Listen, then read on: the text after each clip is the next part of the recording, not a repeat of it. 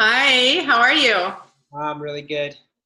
Awesome. Thank you so much for meeting with me today and allowing this interview to happen. I, um, I've been promoting different people. I get all excited when I hear and witness different people's stories that are worth sharing. And so here we are. I'd love to share your story of awakening through of awakening over the last few years. I don't know how long it's been, but we'll get into those details and share it with as many people as possible so that those going through their own awakening process can have some sort of reference, so that they're not sort of lost in space, because as time moves forward, there's a lot more and more people awakening. And I think these resources are becoming more valuable. Absolutely. So maybe you could just introduce yourself, because I haven't introduced you yet. Sure. My name's Kieran, and where to begin? You know, I started off in a natural medicine practice, a really successful one, and worked with over 40,000 patient clients in the last decade or more, and got highly trained in that, as a lot of us do in our careers and our professions and our passions, and started to really, it was a very abundant, it was very successful. I was helping a lot of people and children and autoimmune disease and brain injury and all this stuff. But all the while, there was something inside of my heart that was saying, hey, Kieran, hey, knock, knock, knock.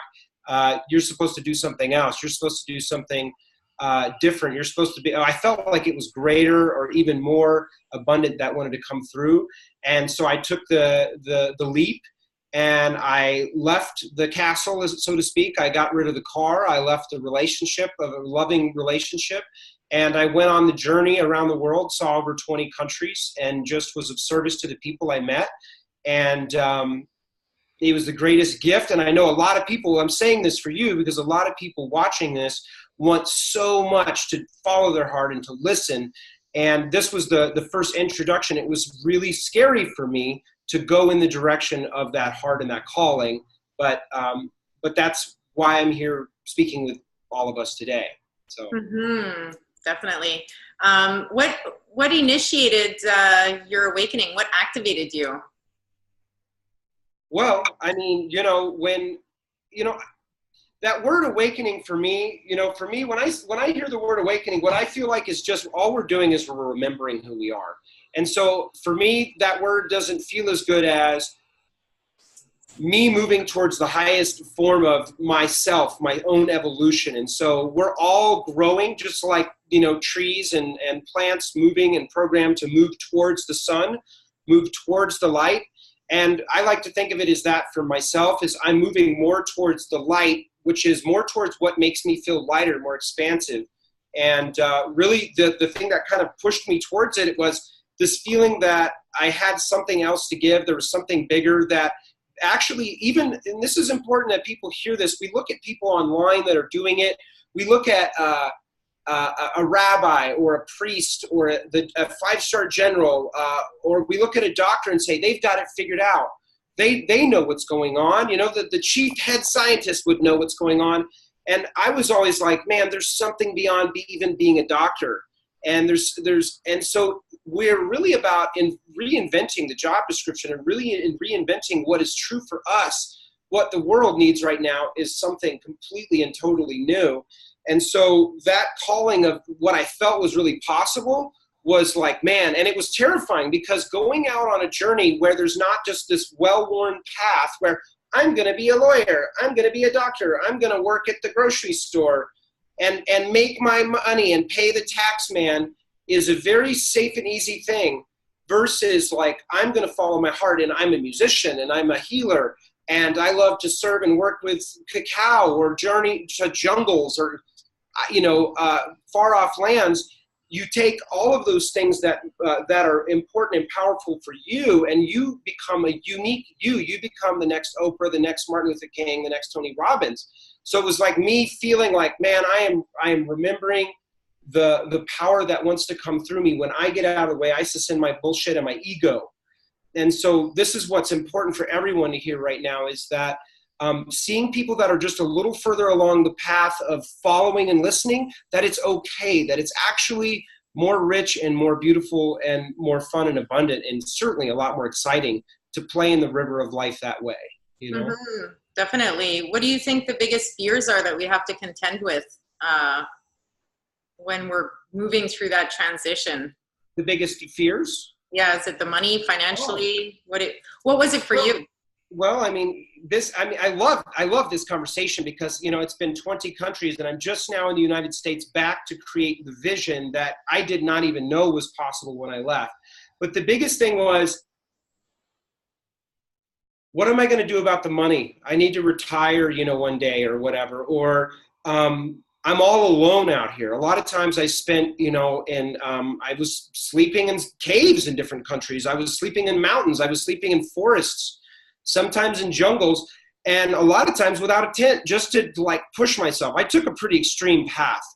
But the biggest thing was the fear of, what if it's not going to be okay? What if I come back into the world and I falter and I fumble and I fall on my knees and I fail, and the whole thing, I've destroyed my business. It was a very successful business. You know, I was making probably around $500,000 US dollars, working a few days a week. I mean, helping people, that's a dream business. Most people would say, wow, you've made it. But I felt like I got to that point and I was like, man, this is really not that exciting. And every person needs to hear this because there's something beyond even what you think the top is. And so the biggest thing was for me was really learning to trust. That was scary. What if I can't trust this inner calling? Some people call it nature. Some people call it spirit. Some people call it God. Some people call it just intuition. You know, Gary Vaynerchuk calls it your DNA. But it's this true north that birds use to follow during migration season. Can I trust that?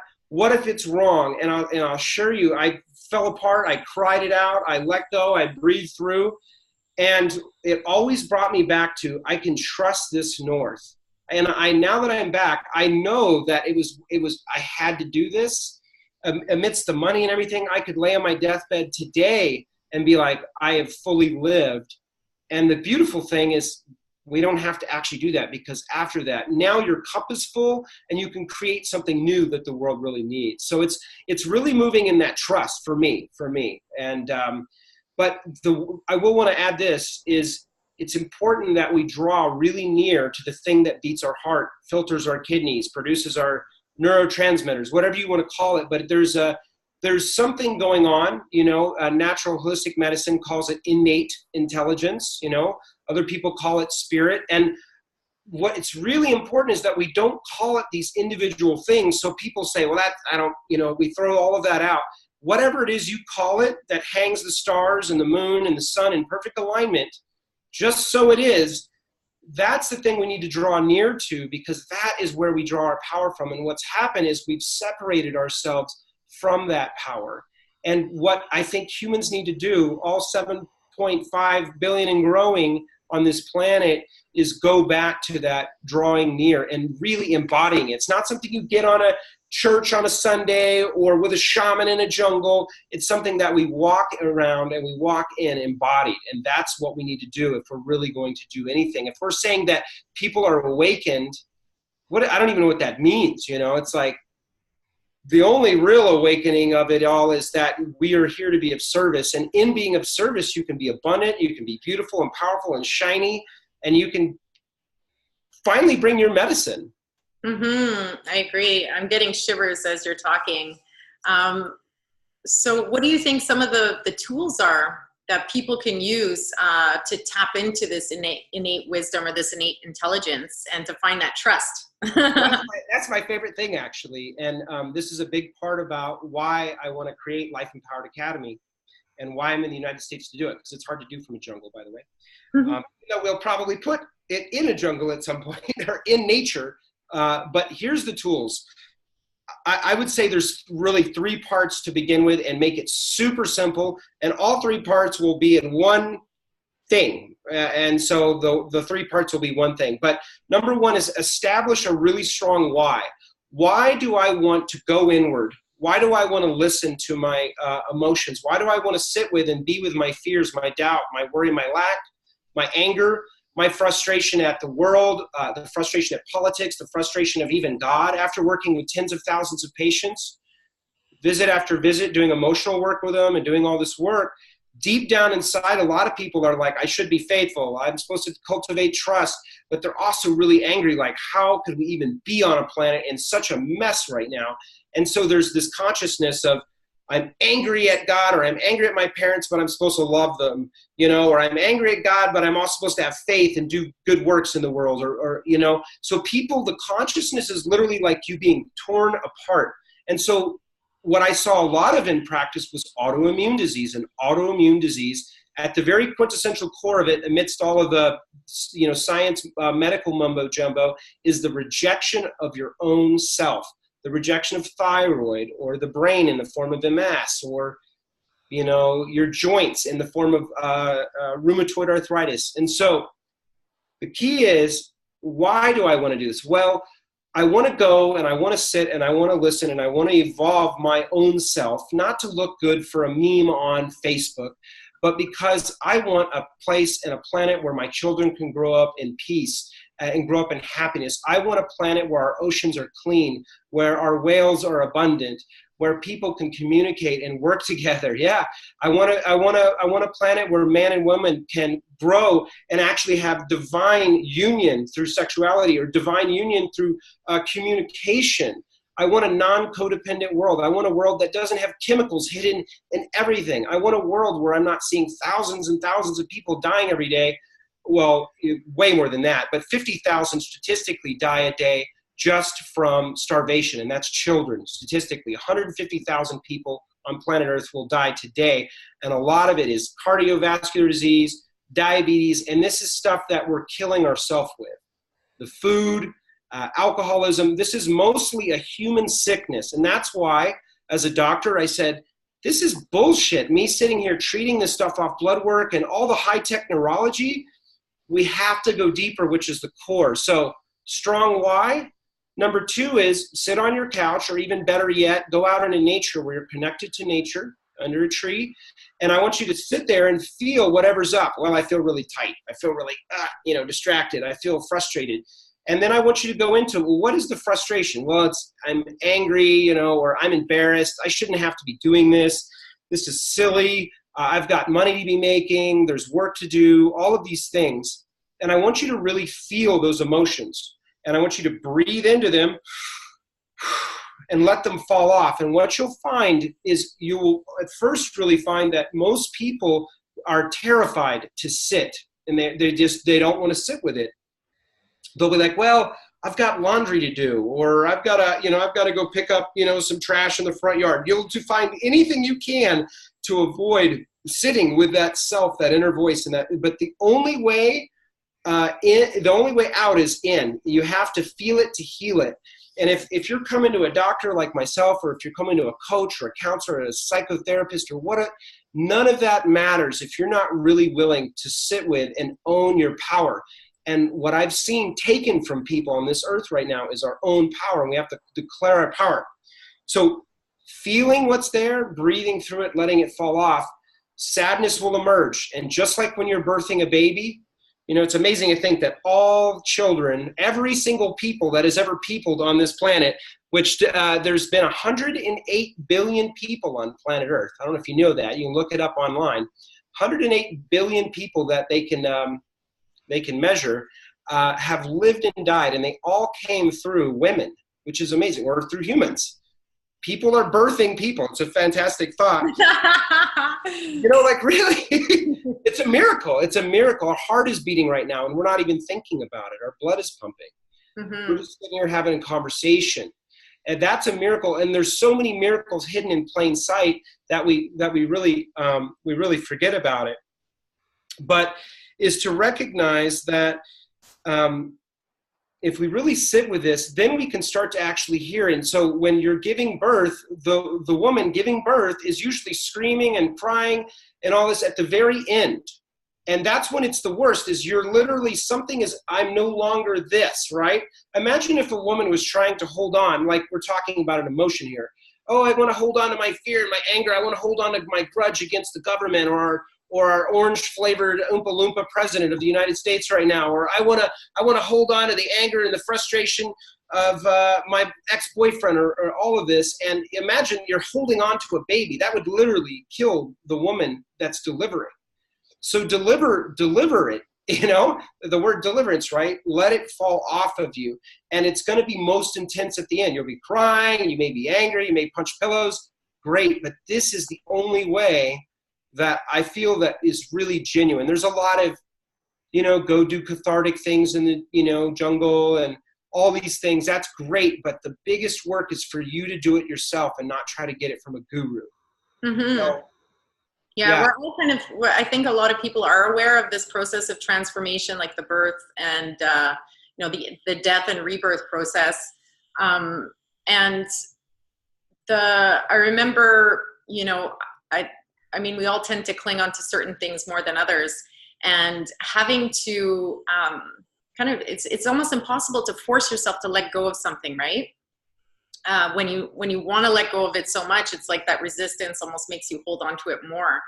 So what would you say for, what could you give as a tool for just that process alone of sinking into the pain and sinking into your power and, you know, and just allowing that process to happen? Well, so number one is a strong why. Why do I want to do this? Otherwise, it'll end up being a fad, and it's like, oh, I'm going to be, you know, meditating for a week, and then it just flows off. But it's like, I am dedicating this because I believe in my power. I believe in my, you know, what I want to do in the world. I believe in the world needs what I have to offer. And so number one, so the second thing is really feeling those emotions, right? And really allowing it is really, this is the tool. I mean, there's a lot of other tools, but the big tool is really feeling whatever's there and like, oh, I don't really know what I want to offer. So what does that bring up? That brings up fear. I don't think what I offer is good, or I think people are going to laugh at me. So feel that fear, feel the doubt, and allow yourself to just recognize, wow, this is fear, this is doubt. And once you recognize it, you start to realize this isn't who I am. This is kind of the delivery part of the process. You're like recognizing, wow, this is fear, this is doubt, this is anger. And then what you can do is ask it questions, you know. What is this fear actually trying to teach me? What is this fear bringing in my life? How is this fear actually serving me or served me in the past? So really a couple questions to the emotion, which is, what is it trying to teach me, and how has it been serving me in the past? And typically what I mean by that is, well, if I'm fearful and things are hard and I don't have enough money, it's a big one for people, so therefore I don't have to do it. I don't have to take the leap. I don't have to leave the company. I don't have to quit the boyfriend. And so people, it serves them by, oh, I'm in fear or doubt or lack. And so then we can stay small. And then the final piece, this is the step 3, is what I want you to do is spend at the end of this time, and I really ask all the patients and clients I work with to spend an hour on this. And the ones that are like, oh, I can't spend an hour, those are the ones that really need to do it the most. If you can't swim, these are the people that need to take swimming lessons, right? So if you don't have the time, that means you need it more than anything. So at the end of this process, right, because this is all one process, strong why, feeling and letting it fall off. And then third is really allow yourself to just sit and love that space. Love the part that feels this is stupid. Love the part, because trust me, all of these will come up. I can't believe I'm spending more time on this. I've been doing this for, you know, a week or a year or 2 years. I'm embarrassed about it. And I want you to feel love. And you'll notice that when you try to feel love for yourself, you're going to feel a wall. I kid you not, you're going to feel this like block. And what I want you to do is I want you to feel into, what is the block? And block is like, well, I'm not worthy, or I'm, you know, overweight, or I'm too skinny, or I did something terrible, or, you know, I'm unforgivable, or whatever. There's a lot, if you get down to it, and I've seen, like I said, thousands and thousands of people, at the very core, there's deep inner, I call it the inner demon baby. There's a lot of deep inner hatred and anger that we all have at ourselves typically. I mean, I just don't want to BS it here. And if we don't get to that core, you can do everything to pad your ego and build this cheesy online website, but it's built upon sand. Your castle is no better than that. I just got off with a coaching client who's a multimillionaire actually, and working for a leading company that sends out and disseminates a lot of information that a lot of people watching this video are observing as, wow, I wish I could do that. Well, let me assure you, the whole thing is built on sand. And the leader of this company is a human that hasn't done enough work, but the whole thing is based on personal development. And this is what I'm talking about, is this tiny little stone in your shoe becomes the thing that topples the whole thing. It knocks the whole castle down. And I'm watching it actually happen. This is a big company. If I said the name, everybody would know it. Matter of fact, they own a couple companies that they've purchased because they're so powerful now, but the leadership of it is really in a bad way and nobody knows about it. The point of this is that we're all human. This is not about judgment. It's not about this. It's like taking these examples and realizing, man, if I'm really going to be awakening, whatever that even means, is I really have to do my inner work, and nobody's going to do that for me. And honestly, some people hiding in, their apartments doing meditation or sitting in trees right now all over the world. There's people doing big work that are not known, that are not seen.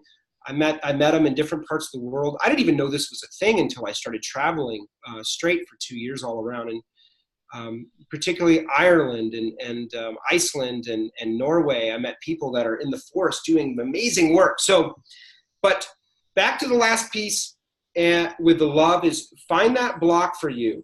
And if you can't get love into that space, I want you to really feel out, like, what is the feeling of that's in the way of me loving me? Like, how sick is that? If you can't even love you, how are you actually going to work and be in a loving relationship? Like, we're talking, this is a deep human sickness, like, really. And so find something cute and cuddly. Oh, my puppy or my niece or my nephew or my little girl or baby boy or whatever it is. Something cute and cuddly and furry, and just all the love you can muster up. Really feel it and emote and feel the love, right? And then once you have cultivated that feeling of love, I want you to turn it around for yourself. Just like that 5-year-old that falls and skins his knee. You don't sit there and yell at him. You say, oh, honey, man, you like messed up. It's okay. Like, you're going to skin your knee. And if we widen back and recognize that this is a university of life where we're here to learn lessons, we're going to get through it. So strong why. Start to feel the feelings, ask it powerful questions, breathe through it, let it fall off. And then finally, the love push-ups, which is just loving, finding where the resistance is, loving that. And then finally, the love push-up will become the love jacuzzi. And I've literally experienced this. This is why I'm so passionate about this, because I've been on this path trying to personal development, and I've done it all. I spent hundreds of thousands of dollars in all of it, all the stuff.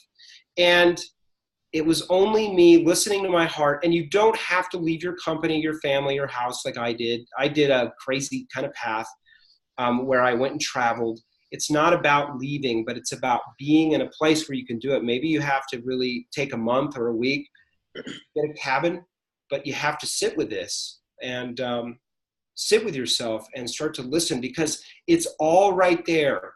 And a lot of you listening probably know that when you're out in nature, you feel it more clearly, and there's a reason for that. But if we allow ourselves to get out of the way, then the thing that beats your heart and creates all the chemicals and chemistry of your body and sheds your skin will shine through. You know what I mean? Beautiful. It's definitely effortless. Mm-hmm. So much juicy information. Thank you for sharing all that. Do you offer this process as a package? Yeah, I mean, part of a package, part of a bigger package.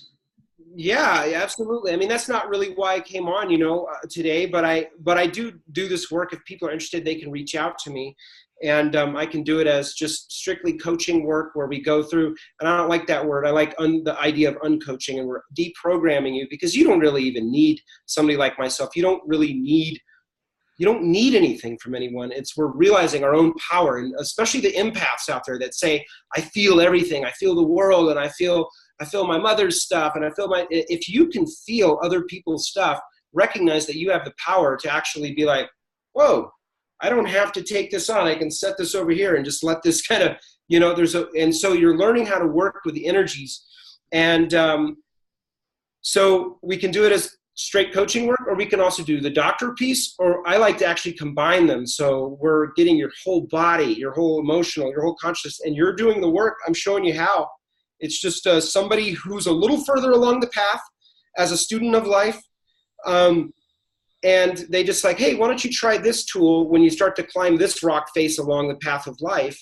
And it's not like I know that this is the only tool. I just know that this is something that worked for me, because I had to scale a lot of this stuff, unfortunately, alone. And I've been through my healthcare crisis. I've been through my emotional, spiritual crisis. And what I am most passionate about is not going back and opening a doctor's office. I could go back and be an instant success, and all these patients are waiting for me to return there.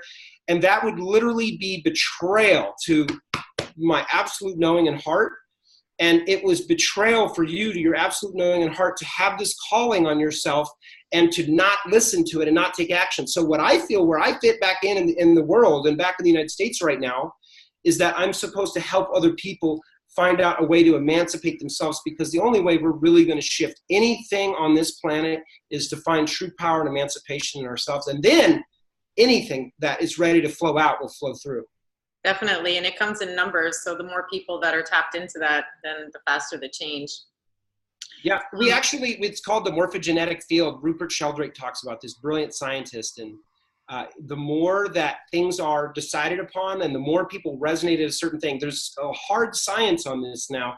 They've actually shown this. And so you could look him up for more information, but there's actually a lot of science and physics to even this idea. It's not this woo-woo idea. We are evolving in our knowledge, and because our knowledge is increasing, we say, oh, maybe we shouldn't eat glyphosate that's killing people, or maybe we shouldn't eat genetically modified things or put chemicals on our body, right?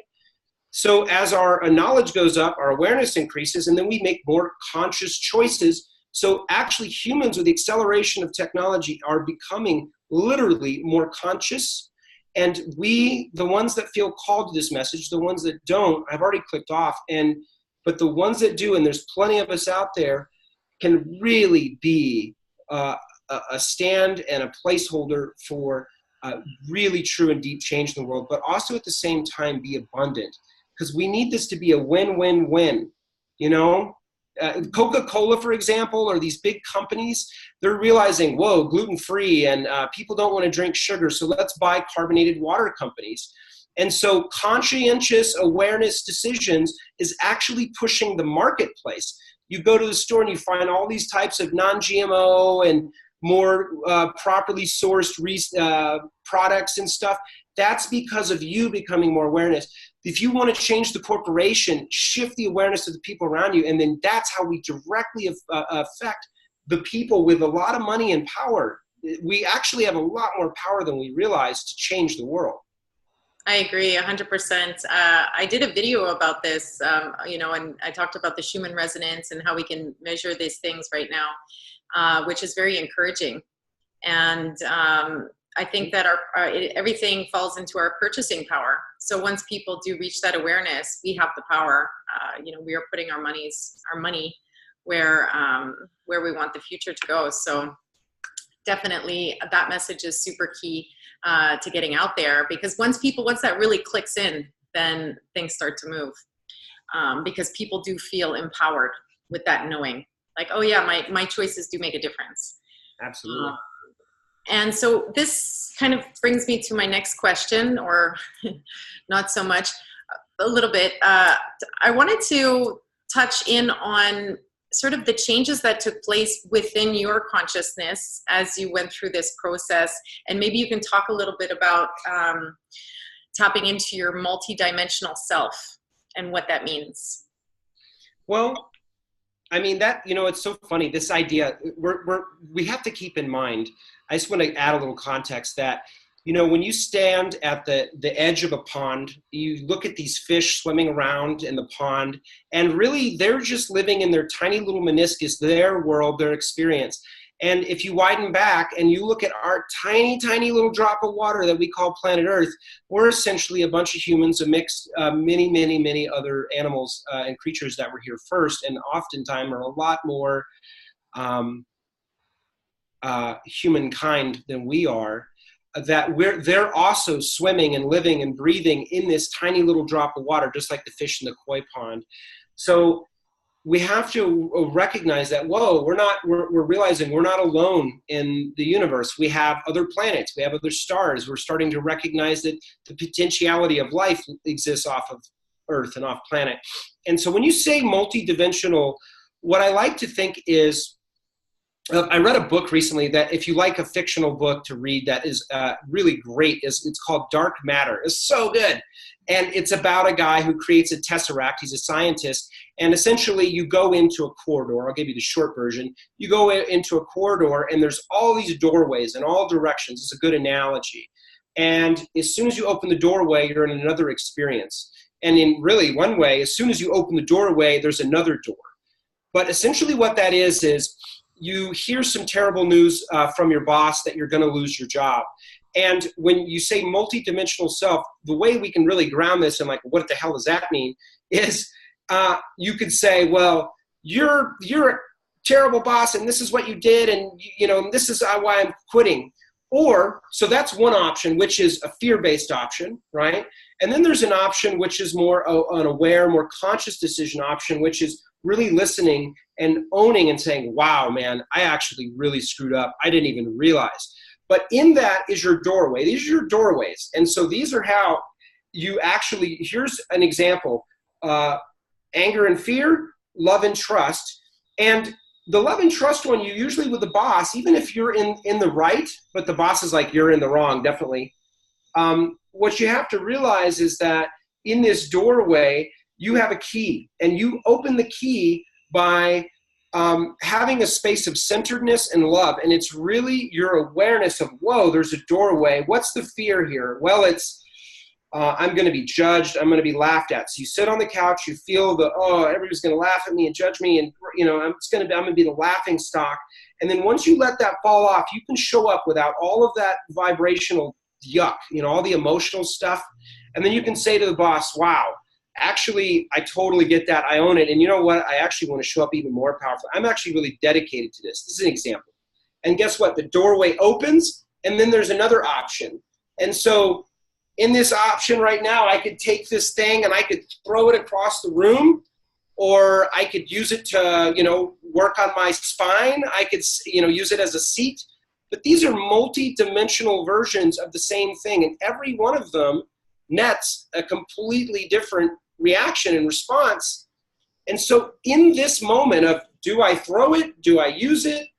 Do I just set it on the counter? We are literally deciding and creating. And that is how we can really kind of, I think, understand. That's what's helped me understand the multidimensional self, which that multidimensional self is decided moment to moment to moment. And the thing that allows you to open the doorway in a way that if you open the doorway with the boss from the other door, which is fear and doubt and anger, right? There's two main ways you can go.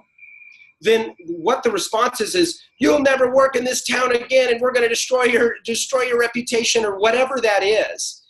And from that, all of these other possibility subsets now open from that one door. But if you open the doorway with a different awareness, your multidimensional self will show up with, wow, after this, actually, somebody in the company was really inspired, and they started to get together and do a group, and they do a meeting. And the next thing you know, the boss is like, wow, this guy really showed up. He's going to get or he or she's going to get a raise, or do you know what I mean? Mm-hmm. So yeah. It's decided in the moment, and the way that you come to the moment, I want to add this one last thing with it. Before I left, my friend gave me a compass, and it'll be on the cover of the book whenever it comes out. And honestly, I've already laid the thing out, but I don't really care about the book. I don't really need the book. Most of that is a calling card and a business card these days, and I really don't care about the ego of it. I'm here to do work that I'm here to do. But if it comes out, it's great, but it'll be on the cover of the book. It'll be as a centerpiece, and it's the compass. And he says, it's something like, spirit will always guide me if I trust my heart. Something like that is in the insignia on the compass. And the compass is really reminding you that to align with your own true north, not mine, not anybody else's or politics or what the spiritual community says it's supposed to look like, aligning with what your truth is. And the things, like you put a magnetism, electromagnetic fields around a compass, it starts to, affect it. And this is why a lot of things in nature are being affected by all of the electromagnetics. It's the same with humans. So how do you clear the interference around your own heart, your own compass, is by sitting, feeling, and clearing, and learning to really love the self that feels dumb and embarrassed and angry and frustrated and fearful. When you get that stuff, that interference out of the way, what you become is truly powerful, because just like the Achuar, you know, some of these artifacts here from the jungle, some of the community I worked with down in the Amazon, amazing people. They don't have all this stuff and distraction. They look you right in the eyes, and they are connected, and they'll walk through a jungle for days to deliver a medicine or deliver a message with no guidance other than their compass. I mean, it's pretty amazing. And this is what's possible. And this is what we've had essentially kind of bred out of us and beat out of us. And if you align with this, then you're powerful in that, the multidimensional self. So powerful. So powerful. Yeah, I think that's part of the challenge with people, is following that inner compass, because there's no logic behind it. And so you're following the path, you're following your intuition, you're following synchronicities in your life that are being given to you through your higher self. And I think, you know, to step onto that and trust that is really the challenge at the beginning. Once you see, oh yes, this actually does lead to different places, it's a lot easier to follow it. But I think those first steps, because you appear completely illogical, maybe to family members or people around you, like, oh, what's he up to now? Or, you know. Absolutely. Yeah. Definitely. Can I add something to that? Because I think it's Yes. really important. Is when you say the synchronicities and that stuff, I totally agree. And because of my unique experience of being able to see a lot of patients over the years and the pain that they're in. I mean, this is just a subset of many, many people around planet Earth, and even people in other countries are even in way more pain than an American, Western, or Canadian population will often experience. But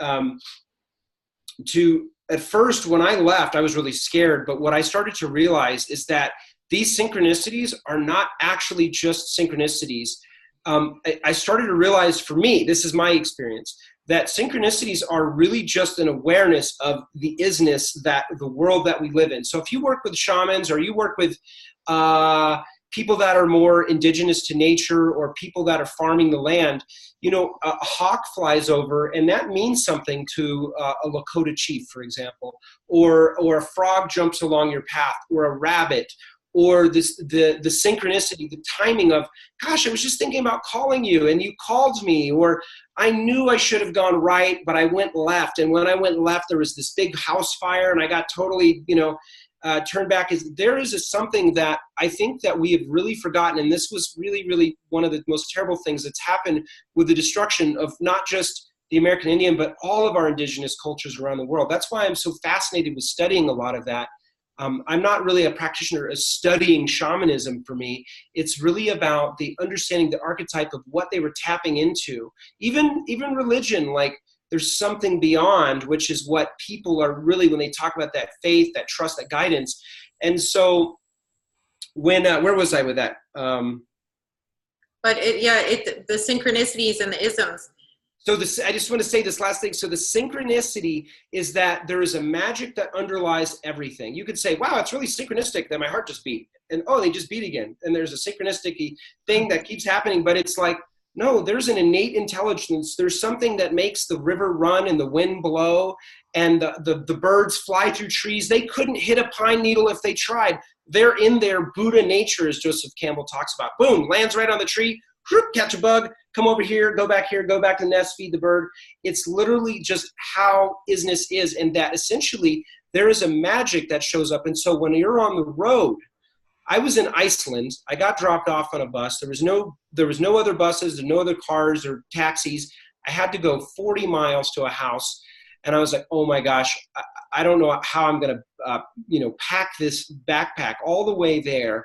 And I said, okay, I remember that. I was in Guatemala just now, and I felt very strongly called to Iceland. I'm going to go. That was my whole thing, is I'm going to surrender and trust the heart. And I show up, and I'm like, okay, this is not looking well. This is terrible. I'm totally in the middle of nowhere. Now I'm in the middle of Iceland. I just landed. And so I walk into a gas station. I said, okay, I'm just gonna trust that there's a magic behind all of this. And this guy named Armand that I met, he's a Facebook friend of mine. He's a really good guy. Check him out. I met this guy in a course in a weird little place in Florida years before. And I walk in and he goes, Kieran. And I said, Armand, what are you doing here? He's like, I live here. This is my country. What are you doing here? And he's like, what do you need, man? I was like, I need a car. I need a car. And I don't know what to do. And he's like, oh, take my car here. Take my Audi and go to the house. And we'll come back and celebrate that you're in Iceland. And this is an example of one after another after another. And it's available for everyone. You don't have to be some guru to figure this out.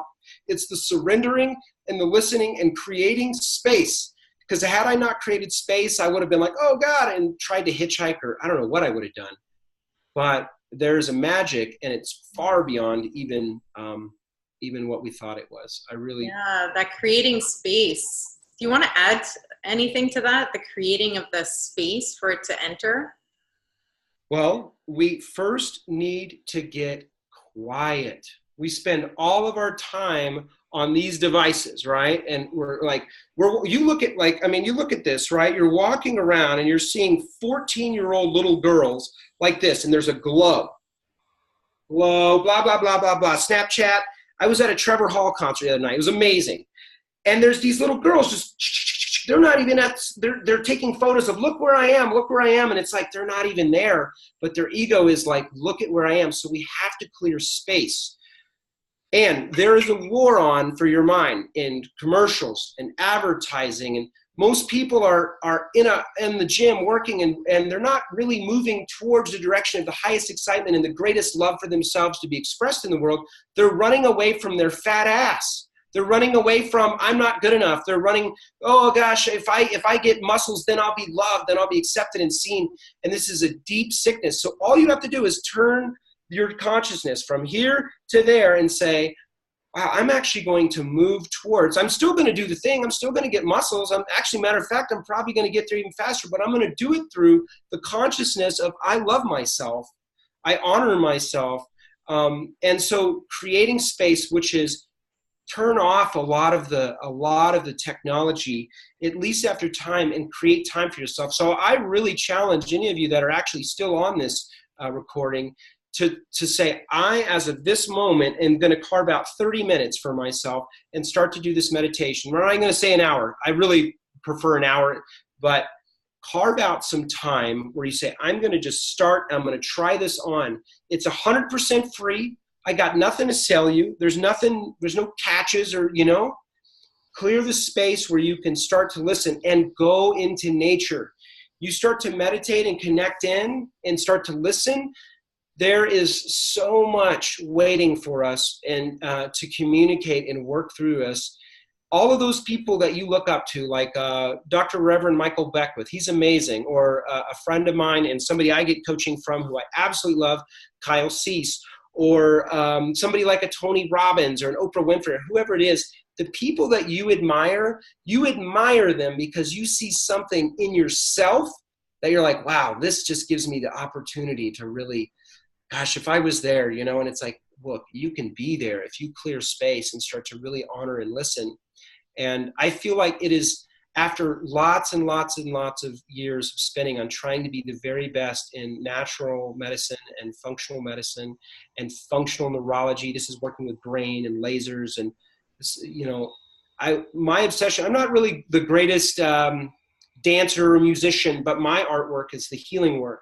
And I feel like the deepest level of healing that we could provide humanity right now is the true and honest understanding that we are powerful. And the only way we really unlock that, just like Joseph Campbell talks about on The Hero's Journey, the way you unlock that chest and receive all of the gold and what you're here to bring out is by unlocking it with that key, which is that presence and that love I was talking about earlier. Beautiful. Surrendering to spirit and finding that clarity and purifying the intention.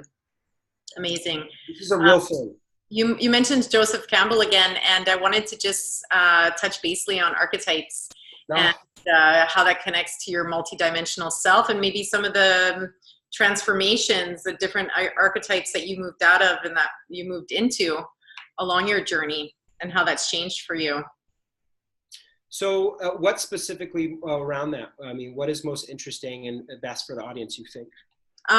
Well, I think I think it's really important to view ourselves, to be able to view ourselves multidimensionally. So to be aware that we are multidimensional and that we are working with these different archetypes that are like lenses to see ourselves and see the world through. And I'm wondering what sort of, if you can, I don't know if this, if this will be an easy question, but what sort of archetypes do you think we're working with, like as this, in society as a whole, in Western society, what sort of archetypes we're working with before we start remembering, and then what kind of archetypes come into play after? Yeah. Well, and how important it is to be aware of the archetypes you're working with. Well, let me just start off with why it's important to understand the archetype. And this is really interesting. And this is very personal for me. And I don't share this lightly for myself. But one of my friends who is a wizard at, what do you call it? The ENFJ and the, oh my goodness, it's the personality typing. Yeah. Myers-Briggs. Yeah. And so it was based on Carl Jung, who Carl Jung is amazing. I love this man. I think he died in the 1960s. And then Carl Jung took Joseph Campbell took Carl Jung's work. And, Carl Jung was very much about the archetypes. And the archetypes are like the warrior and the mother and the entertainer and the shaman and the philosopher or whatever. And so there's many different types. The Maverick, right? Joseph Campbell was a maverick, and the maverick is the one that's kind of like out there leading the edge, kind of like, I'm just going to tell you what my beliefs are, and they've really changed the direction of things. And Joseph Campbell's work is, some lucky person had him as a grandfather, because he was a teacher and professor for many years before he died in the 90s. I'm so grateful for his work, because my friend who studied archetypes and Jungian philosophy and all of this, Myers-Briggs, said, you are the archetype of the shaman. And I was like, whoa, no, I'm not okay with that, because, the whole thing around cultural appropriation, the whole thing around, look at my skin. I'm not like an indigenous person. I'm about as white as they come. I'm a ginger, right? And then I started to listen to the McKenna boys, Dennis and Terrence McKenna, who are amazing. And they said, there's a video that I watched that if you feel called to it, check it out. But the video was called Shamans Among Machines. And essentially, we are in a time in the world where we don't have our indigenous community. We don't even have a family, a lot of people. We don't have our elders. There's no grandmother or grandfather giving us great lineage or information or wisdom. We're very separated from that. And when I say the shaman archetype is not somebody necessarily that practices shamanism, because I really don't. Although I've done some, it's really not my path. But the shaman archetype, the archetypes are how it can help you understanding your archetype. It started to make me realize, wow, this is why I like and I feel more comfortable in nature. This is why I often live on the outside of I don't want to be in a big city. I want to be in nature, and I like to observe it from the outside and actually go in and help. I spend a lot of my time in the world between worlds. So there's the physical world, right? And then there's the world of the spiritual world, or the connected to everything, consciousness world. And I like to spend my time in meditation on a daily basis to actually work within those spaces to bring back power and wisdom in my own life so I can help other people. The shaman archetype typically will experience in adolescence between 8 and 19 years of age. They'll experience a death or a psychic break. There's a great film called Crazy Wise you have to watch. It's from Gaia TV. It's online, or check it out. But it's Crazy Wise, where people in other cultures have these emotional psychic breaks, and they listen to these people and they say, wow, what's going on here? It doesn't look good, but maybe there's some wisdom. And in medicine, right, because I spent a lot of years in that whole world, is we've turned anxiety and fear and depression and mania and whatever, anything that's not in the box of, I go to work, I punch a thing, I pay my taxes, I drink a box of wine, and then I do it again next day. That's considered normal. And it is no measurement of health to be well adapted to a profoundly sick society, right? So once I realized, wow, I actually had a death when I was 19, I was resuscitated, and I went through this whole thing. I actually understood myself as wow, this makes a lot of sense, and what the shaman archetype will typically bring into the world. So if you want to learn more about this, check out Joseph Campbell and Archetypes, or Terrence McKenna Archetypes, or, you know, because this Carolyn Miss has a really good, she has a gallery of archetypes. I just wanted to throw that in. Who? Carolyn Miss. Carolyn Miss, yeah. Yeah, and she just Very important. She elaborated on them. Mm-hmm. Yeah, it's very important. And the other thing I really love about this and the archetype and understanding, like, this is a hero's journey. You're going to go through the breakup with a boyfriend. You may go through cancer. You may go through, like I did. I was forced out of practice and helping people and making income and being abundant. And my ego felt really good. Good, Dr. K. All of that was like severed by me ripping the muscle right off the bone. And that was what you would call the death, right, in the hero's journey, and recognizing, whoa, I'm actually on the separation part of the journey, or I'm on the return of the journey. Where I am, I know exactly where I am. I know that I have this archetype. That's my primary, and there's 3 or 4 more. You can figure these out for yourself. But then recognizing I'm actually in the return. And once you realize in the return, what you're doing is you're bringing back all of this information, experience, and exposure that you've had in yourself, whatever it is for you personally, and you are now to give it into the world in a way, they call it the booty, right? Or the bounty, the gold, in a way that people can digest and relate, so you can bring it back to your tribe. And the tribe is all people of the earth that are willing to hear whatever it is that you have to bring. If it's really shiny and it's really truly gold because you've done your inner work, then people will gather around and say, wow, let me try this on. Maybe it'll actually help me. And this is how we shift the world. So this is the importance of that. Does that make sense? 100%. 100%. I've been getting shivers with throughout the interview. Everything you're saying is just resonating so much. And I think will resonate with a lot of people. And we just got to keep on reminding each other of this information so that we can continue going down this path. Well, I just want to say, you know, like you are powerful, you know, and we have a voice now. This did not exist. Back in the days of President Clinton, we did not have a phone, or, I mean, imagine we can say, what's the temperature in Bali right now? What's the, you know, the gross weight of whatever? How many people died today? You know, 150 to 300,000 metric cubic tons of matter from space will land on our Earth this year alone, every single year, right? So we're literally connected like a cell. But you can get this information now instantaneously off this, and somebody's got a YouTube channel on it. And we are living in the most exciting and important times. And we need young, powerful people to step up into their freaking power, because we can actually do this. This is not some shit on a bumper sticker on a t-shirt. This is actually something that if you're feeling this and you're like, oh, I'm getting shivers, you're called to it because it's your truth if you align with it. That's how you know.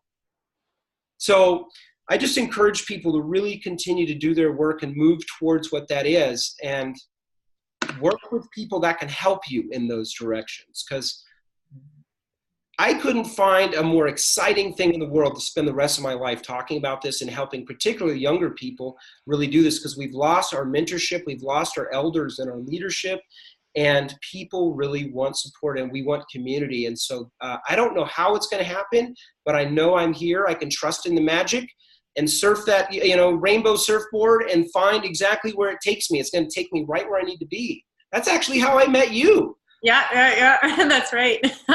You really helped me. You were somebody along the hero's journey that said, hey, I have something here to help you. It was a really blessing. And so it's like you can see these motifs play out in your life, and it's just fantastic. It really is. I have 2 more questions for you that I want to ask.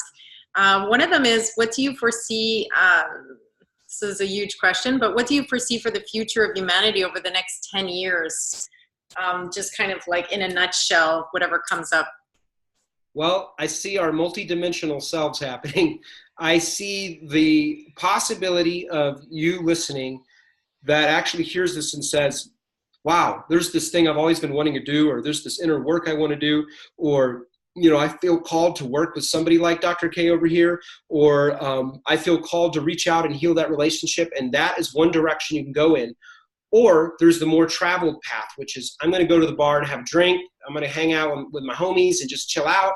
I'm going to, you know, numb out and play video games. There's so much distraction. So you decide which path do you choose? And what this essentially means is that you are the controller of your own destiny. You hold in your hand a key. Matter of fact, often I'll wear this key around my neck to remind me. It's a skeleton key I found in Norway. And once I was listening to Joseph Campbell, I understood that the skeleton key has great significance culturally and mythologically, that it unlocks the doors. And that you hold this key, and with this key, you unlock anything. And what that means essentially is your awareness that I'm the creator of my life. I'm the creator of what it is I want to do. And all of this stuff around my father and my money, and I can't do it because I'm pink or I'm purple, or I can't do it because I'm a boy. It's a bullshit story. And what you're here to do is a powerful awakening, right, with quotation, person that's coming into their power of themselves and coming back to themselves, is you are here to change the dynamic. You are here to change the story. And let me assure you, that is not an easy task. This is not an easy time for people, because we're now becoming aware of, we're not just in a little town or village or jungle where we're just like, this is what it is. We make fire, we catch food, and, gather berries. We're like, whoa, all this is happening. The whales and the ocean and my relationships are in ruin and shit's on fire all over the planet. We have to realize, like, whoa, I actually can be the solution. But, ooh, I can't do it. I'm scared. Well, you have the key, and the key is going inward and actually sitting and working with people, if you don't know some more of these tools, to do this and cultivating yourself. Because what that does is, with that key, it frees you, not only in yourself, but it frees you to be powerful, because you're seen, you're vulnerable. You don't give a crap about the people that look at you and judge you and say anything, because now there's nothing holding you back. And that's why you're like, wow, I love Oprah or Tony Robbins or Mahatma Gandhi, because you are that. Mm-hmm. Mm-hmm. Yeah. Christ said, I and the Father are one, Oh, yes, 100%. There is only the one self. So how can people get involved in positive global change right now? So, like, let's say they started to remember and, they realize they've woken up to the fact that they need to be part of the change. No matter where they are in the world, what do you think, how can they get involved? Like, is it through, what do you think the best option for creating changes right now? And how can they get involved? Well, number one is do that work that we said at the beginning of the video. And I really implore you, take that on, because nothing else matters. You can go out and try to clean up the ocean or save the whales, but, and that's important in all of those things, government, politics, medicine, everything needs help, relationships, children that are being sex trafficked. Like, pick the thing that is the most highest excitement, most fun, I often will ask people, like, what is the thing that you really triggers the crap out of you? And you say, people that are really rude, or, people that are wasteful, and it's like, well, why didn't you say people that are killers or baby snatchers? Because your focus is not on that. Your focus is on the thing that you see a little bit actually inside of yourself. It really rubs up against you, right? And so move in the direction of what your highest excitement is like, gosh, I really am I'm passionate about opening people and getting them inspired and getting them in, like, their power. And then they go, that's my part to play. I understand that now. I didn't know that before I went on the hero's journey this couple years. Again, you don't have to leave your home, please don't. But you go on your own journey by recognizing, wow, I'm choosing this, right? So it's recognizing that you have a lot to play in the world, and then doing the inner work with it. I would really say, write out on a piece of paper, if you'll really do this. This is what I do with clients, is what would it look like if money didn't matter? You could create anything. You could be anywhere. You could have anything. You lived in a mountain. You lived by a river. You lived in a city. You worked with children. You worked with villages. What is your highest excitement? This is what you came in with, and it's been covered up with, oh, you can't do that because, or, oh, you got to get a good job and be able to retire. Honestly, if you move in the direction of your highest excitement, none of that is going to matter, because typically, I'd say 99.9% of the time, people, I'll give you a good example, people will be blessed with abundance beyond their highest imaginable thing. And one of the things I want to plug here is a dear man named Keith, the cacao shaman. And he's out in Guatemala, and he's this kooky, crazy Merlin wizard character that, long beard, long white hair, and he has a company called Keith's Cacao. And what cacao is a medicine that really opens the heart. And we don't get into that right now, but it's not psychedelic or any of that. It's just, it's chocolate in its raw state, and it's fantastic. And I don't make anything. They don't know I'm talking about this, but this is the example of this is a man that felt called to work with cacao. So he moved to Guatemala on a lake with 7 volcanoes and the Mayan people, right? 40 years ago, where there was no gringos out there. It's just this crazy white bearded guy, listening to his heart, and I'm going to work with cacao. Well, since then, he started having this thing where all these young people started showing up on his porch, and he called it something very elaborate, Keith's Porch. He doesn't have a website. You can't call him. He has none of that stuff, but people come from all over the world to watch this and be with this man and work with the cacao, right? And what's happened is there's another man that came along and said, wow, we have to get this out to the world. And so they created a company called KeithsCacao.com. And so Keith didn't do any of that. He just was of service. He made no money for years and years. He didn't care about money because he was living in his bliss. And now he has helped so many people around the world, including some of my dearest of friends, become amazing healers and practitioners working with this medicine. And that's a good example about how you can do it too. Does it make sense with that? Yeah, follow the path. The obstacle is the path. And wherever your highest joy is. And definitely everyone's going to they have their unique medicine. They're going to do their part. And what I would say is maybe I'll put a link, on this video. You can also reach out and sign up for a little email thing. And as I build Life Empowered Academy, because I'm going to actually create community and culture around this to help people become into their own power, they can reach out to us through that. That's probably the best thing right now. That I personally, there's a lot of communities around the world, a lot of amazing thing going on with women's movements, and it's just follow your bliss, man. Follow the thing that feels right. Yeah. Thank you so much for joining me and for sharing this information with everybody. I'm going to share it on my feed. And I know a lot of people, I sort of woke up with waking up around a demographic that isn't quite familiar with a lot of the lingo. So it's really interesting when I share stuff. It definitely activates. And where can they reach you if someone wants to get a hold of you for one of your sessions? Well, we could put it at a link below, but it would be info@lifeempowered.com. Okay. We'll just put a link, or the website is lifeempowered.com.